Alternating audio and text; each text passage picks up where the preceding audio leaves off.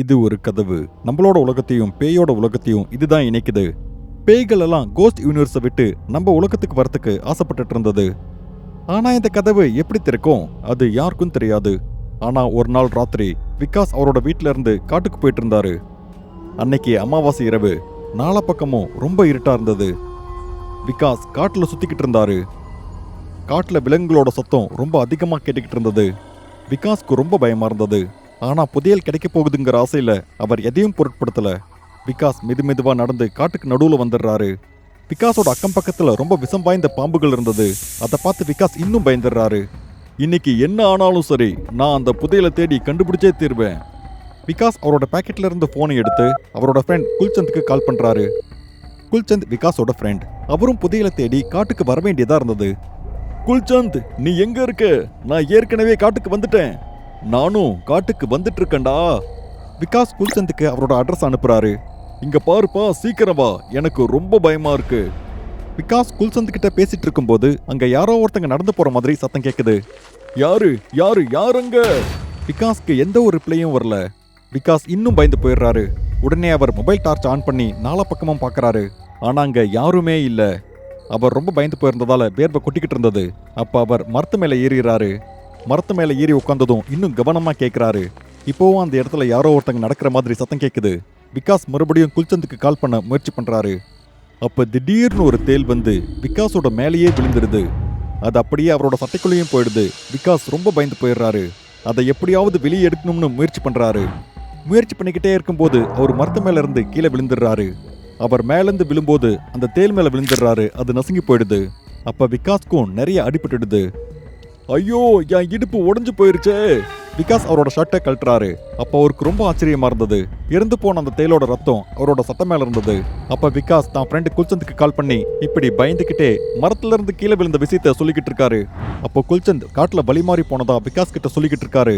அப்ப திடீர்னு கால் கட்டாயிடுது. ஐயோ, கால் இப்படி திடீர்னு கட்டாச்சு, ஏதோ தப்பா இருக்கு. விகாஸ் ரொம்ப பயந்து போய் அங்கிருந்து ஓட முயற்சி பண்றாரு. அப்ப அந்த காட்டுல ரொம்ப மெதுவா காத்தடிச்சுக்கிட்டு இருந்தது. இலைகள் எல்லாம் அசைற மாதிரி. அப்ப விகாஸ்க்கு எதிரில் ஒரு பெரிய ஆலமரம் தெரியுது. அந்த மரத்துக்கு கீழே மனித எலும்புக்கூடு இருக்கு. விகாஸ்க்கு உடனே புரிஞ்சு போயிருது அது பேய்னு. ஏன்னா அதோட தலை உடம்போட ஒட்டி இல்ல, அது மட்டும் காத்துல தனியா இருக்கு. பேய் பேய், காப்பாத்துங்க காப்பாத்துங்க. அப்ப விகாஸ் ரொம்ப பயந்து போய் ரொம்ப வேகமா அந்த இடத்த விட்டு ஓடி போறாரு. அப்படி ஓடிக்கிட்டே இருக்கும்போது விகாஸ் ஒருத்தரை மோதிடுறாரு. அப்படியே கீழே விழுந்துடுறாரு. விகாஸ் நிமிந்து பார்க்கும்போது எதிரில் குல்சந்த் இருந்தாரு. விகாஸும் குல்சந்தும் ஒருத்தருக்கு ஒருத்தர் பார்த்து ஷாக் ஆயிடுறாங்க.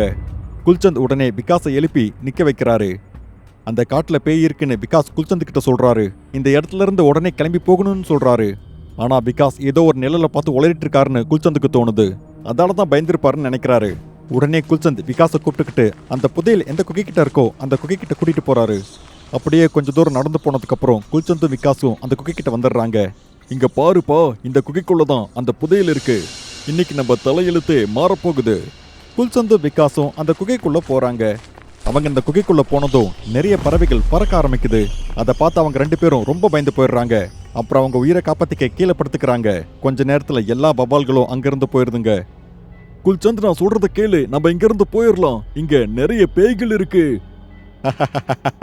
அட என்னப்பா விகாஸ், காடுனா பறவைகள் பறக்கதான் செய்யும், அதெல்லாம் பெரிய விஷயமா? நீ ஒன்னும் பயப்படாத, அதான் நான் இருக்கேன்ல. விகாஸ் ரொம்ப பயந்து போய் குல்சந்த் கூட சேர்ந்து அந்த குகைக்குள்ள நடந்து போறாங்க. அந்த குகை பார்க்கறதுக்கு ரொம்ப பயங்கரமா இருந்தது. உள்ள இருந்து ஏதோ ஒளி வந்துகிட்டு இருந்தது. குகைக்குள்ள ஏதோ விசித்திரமான சக்தி இருந்தது. அங்க இருக்கிற கற்கள் எல்லாம் மின்னிக்கிட்டு இருந்தது. எனக்கு என்னமோ இங்க நிறைய புதையல் இருக்குமோன்னு தோணுது. அவங்க ரெண்டு பேரும் அந்த வெளிச்சத்தை பின்தொடர்ந்து போறாங்க. அங்க ஏதோ ஒரு மாய கதவு இருக்கிறது அவங்களுக்கு தெரியுது.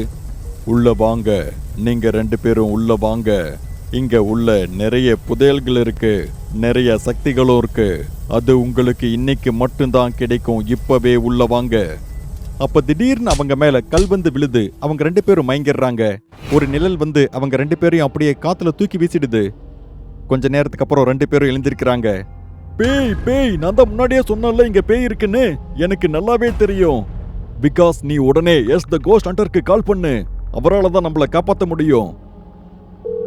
அப்ப யஷ் ஏதோ ஒரு பேயை ஆராய்ச்சி பண்ணிக்கிட்டு இருந்தாரு. அப்ப விகாஸோட கால் வந்ததும் யஷ் சொல்றாரு, நீங்க உங்களோட போனை ஆன் பண்ணியே வைங்க, லொகேஷனை ட்ராக் பண்ணி நான் அந்த இடத்துக்கு வந்துடுறேன். யஷ் உடனே அவரோட பைக்கை எடுத்துக்கிட்டு அந்த காட்டை நோக்கி போறாரு. போற வழியில யஷ் ஒரு மம்மியை பார்க்கறாரு. அவர் அந்த மம்மியை பின்தொடர்ந்து போறாரு. அந்த மம்மி ஒரு நதி கிட்ட போய் நின்னுடுது. யஷ் அவரோட பைக்கை அந்த நதி பக்கத்திலேயே நிறுத்திடுறாரு. யஷ் நடந்து போய் பார்த்தா அவருக்கு அந்த மம்மி தெரியல. யஷ் மறுபடியும் அந்த நதி கிட்ட வராரு. ஆனா அங்க அவரோட பைக் இல்ல. என் பைக்கை நான் இங்க தான் நிறுத்திட்டு போயிருந்தேன், திடீர்னு என் பைக் எங்க காணாம போயிடுச்சு. அப்ப யஷ் அந்த நதியை பார்க்கறாரு. அந்த தண்ணியில இருந்து நீர்க்குமிழி வந்துகிட்டு இருந்தது. என்ன தண்ணியில இருந்து பபிள்ஸ் வந்துட்டு இருக்கு?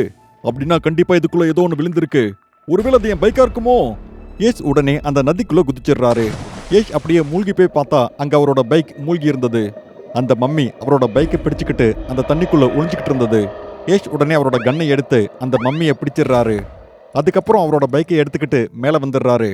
அதுக்கப்புறம் யஷ் மறுபடியும் விகாஸோட லொகேஷனை ட்ராக் பண்ணி அந்த காட்டுக்குள்ள போக ஆரம்பிக்கிறாரு. கொஞ்ச நேரத்திலேயே காட்டுக்குள்ள போயிடுறாரு. காட்டுக்குள்ள போன உடனே 2 பேர் யஷை பிடிச்சிடுது.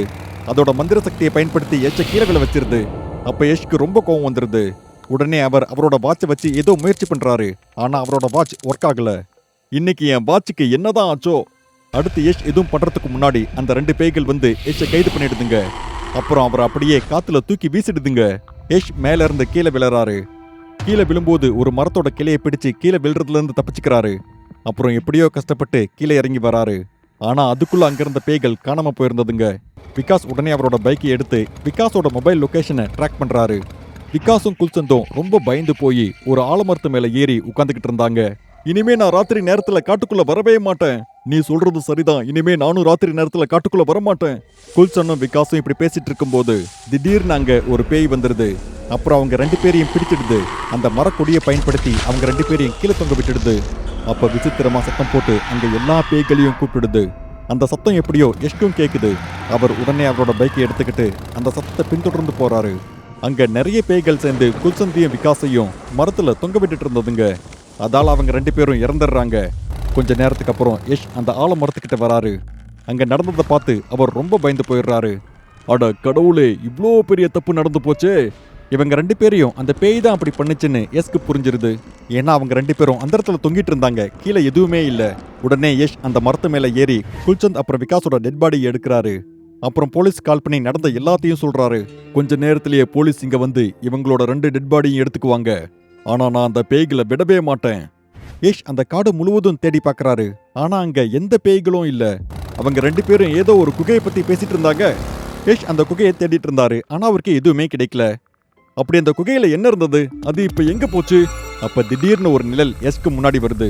யஷ், கோஸ்ட் யூனிவர்ஸோட பவர் அதிகமாயிட்டே இருக்கு.